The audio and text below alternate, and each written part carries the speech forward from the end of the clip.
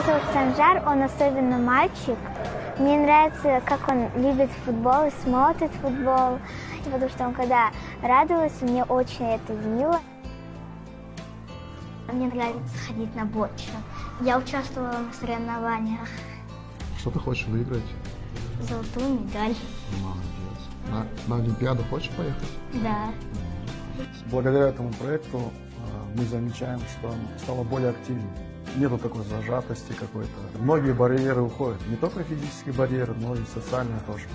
Мне очень нравится голбол. Я чувствую, что мои мышцы укрепляются, моя спина. У меня появилась в руках сила. Я вообще себя очень хорошо чувствую.